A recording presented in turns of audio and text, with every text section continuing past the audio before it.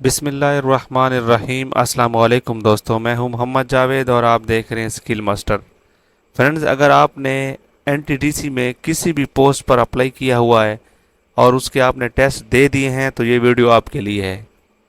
इस वीडियो में डिस्कस करेंगे कि 4 अगस्त को होने वाले टेस्ट के रिज़ल्ट यानी आंसर की कब तक अपलोड हो रही हैं, आंसर की के बाद कब तक जो है वो प्रोविज़नल मेरिट लिस्ट जो है वो शाया की जाती है, एनटीडीसी का रिक्रूटमेंट पॉलिसी सिलेक्शन क्राइटेरिया कौन सा है, मुकम्मल आगाही मिलेगी जितनी भी पोस्टें हैं उसकी, एनटीडीसी का इंटरव्यू कैसा होता है, ठीक है, तमाम पोस्टों की इंफॉर्मेशन होगी।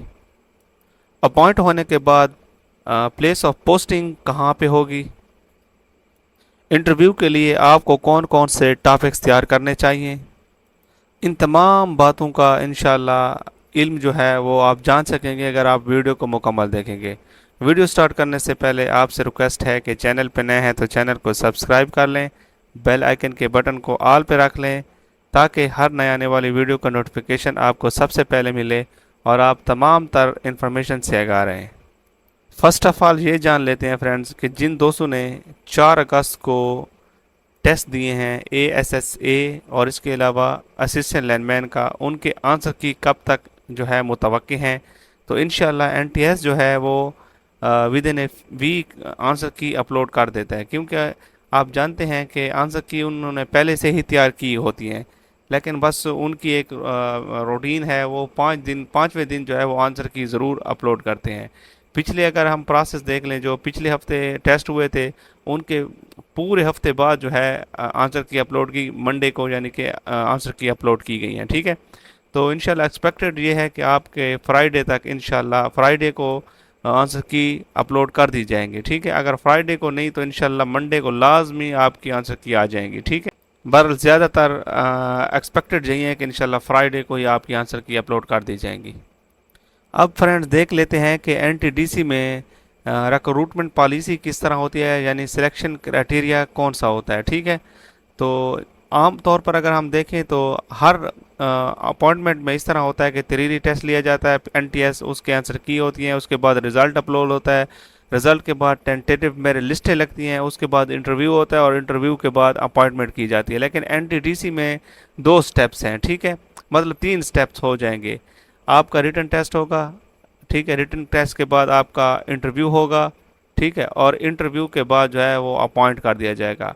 हाँ, उन पोस्टों के 3 प्रोसेस हो जाते हैं जो कि कंप्यूटर के रिलेटेड होती हैं, जैसे मतलब एलडीसी, यूडीसी या क्लर्क या स्टीनोटाइपिस्ट हो गया या फिर डेटा एंट्री ऑपरेटर हो गया, ठीक है। तो उनका यह स्किल टेस्ट भी लिया जाता है, यानी टाइपिंग टेस्ट वगैरह, ठीक है। अब कुछ जान लेते हैं कि जितने भी ये बीपीएस 7 वाले हैं या बीपीएस 9 वाले, उनका मेरिट कैसे बनता है, ठीक है, इससे ऊपर वालों को छोड़कर।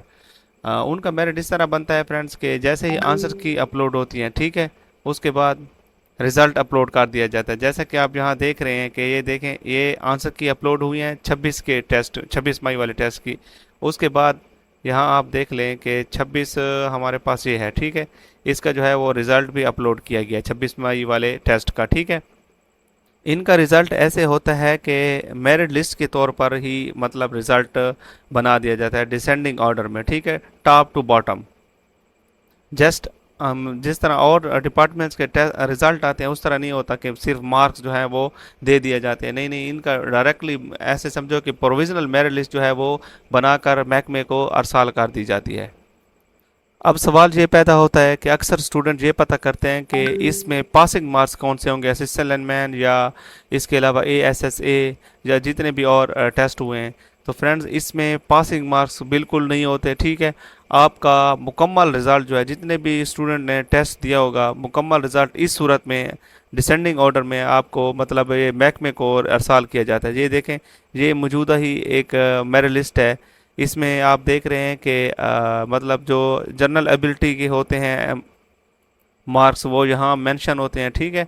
इसी तरह सब्जेक्ट के मार्क्स भी मेंशन होते हैं और टोटल एनटीएस मार्क्स बन रहे होते हैं वो यहाँ मेंशन होते हैं, ठीक है। डिसेंडिंग ऑर्डर में आप देख लें, ये मेरिट बना हुआ है, ये प्रोविजन, यानी यही रिजल्ट है। आप इसे देख लेते हैं ना, ये नीचे तक मुकम्मल जितने भी स्टूडेंट ने पेपर अटैम्प्ट किया होगा, तो ये डिसेंडिंग ऑर्डर में टोटल मार्क्स तक जो हैं उनका मेरिट लिस्ट बनी हुई है। ये देखें, एक लड़के ने आखिर में टोटल जो है 382 कैंडिडेट्स ने जो है वो इस पोस्ट का टेस्ट दिया था, और आखिरी के जो टोटल नंबर बन रहे हैं वो 5 नंबर बन रहे हैं। ठीक है, यानी कि टोटल जितने भी कैंडिडेट्स ने टेस्ट दिया होगा उतने ही कैंडिडेट्स का रिज़ल्ट जो है वो इस सूरत में अपलोड किया जाएगा, जैसा कि आपको मैंने दिखाया है। यानी आपके रिज़ल्ट बनने पर टाइम लग सकता है। ठीक है, जैसे रिज़ल्ट बनेगा तो इंशाल्लाह इंटरव्यू का जो प्रोसेस होगा वो बहुत जल्द होगा रिज़ल्ट के बाद।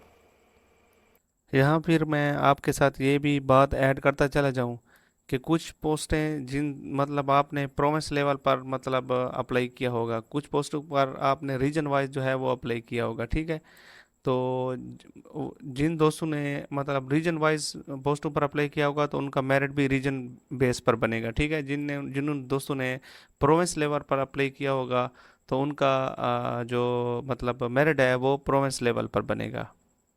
जैसा कि ये जूनियर इंजीनियर की जो पोस्ट थी BPS 17 की, तो आप देखें तो ये प्रोविंस लेवल पर थी, तो इसका मेरिट जो है वो प्रोविंस लेवल पर बनेगा। जिस भी आप प्रोविंस से होंगे तो आप यहाँ क्लिक करेंगे और उसकी मेरिट लिस्ट जो है वो आ जाएगी। ठीक है फ्रेंड, जैसे ही मेरिट लिस्टें मतलब अपलोड की जाती हैं NTS की वेबसाइट पर, उसके बाद जो है वो मेरिट लिस्टें NTDC महकमा को जो है अरसाल कर दी जाती हैं। ठीक है, उसके बाद महकमा जो है वो इंटरव्यू कंडक्ट करता है।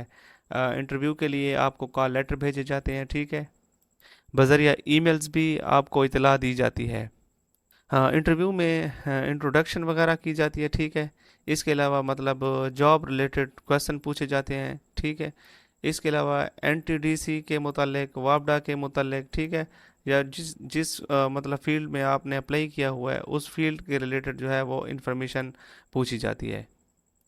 तो अगर आप बात कर लीजिए कि अपॉइंटमेंट कहाँ होगी, तो ऑलरेडी बता चुका हूँ कि प्लेस ऑफ पोस्टिंग जो आपकी होगी वो आपको रीजन में किसी भी जगह अपॉइंट कर सकता है महकमा। ठीक है, किसी भी जगह वो अपॉइंट करेगा तो आपको वहीं मतलब टाइम गुजारना पड़ेगा। ठीक है, उसके बाद ट्रांसफ़र वगैरह जो है वो सर्विस का हिस्सा है।